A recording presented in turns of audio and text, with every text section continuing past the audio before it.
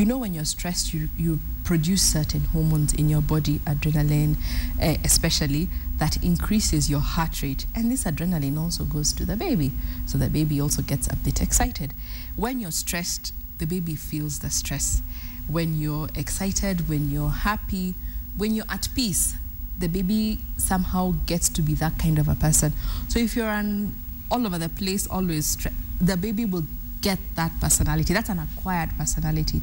But if you're peaceful, you're happy. Personality, you're saying that the way your child will end up behaving for the rest of their lives could be determined by who you decide to surround yourself with when you're absolutely. pregnant. And you know, we say that you listen to a mother telling me, oh, the last baby was very quiet, this baby is very jumpy, and you tell them, look, these are two different people.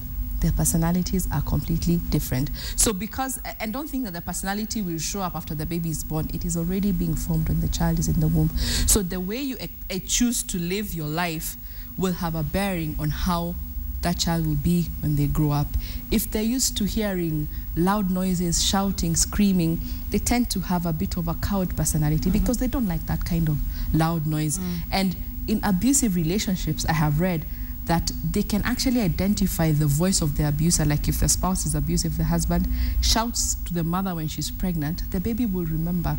And when the baby is born, they will still remember that loud noise that they used to hear in the womb. And so they can already relate. And so every time the father speaks, the child cries, the child withdraws, because they hear noises, they hear sound. So when you're pregnant and you listen to good music, when you talk to the baby, you read for them stories, they will always remember that even after the baby is born. If you have other children and they speak to the child in the womb, when the baby is born, they will remember, these are the people I used to hear. So it's very important. That's incredible.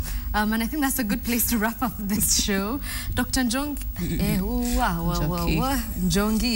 Dr. Njongi Fernandez.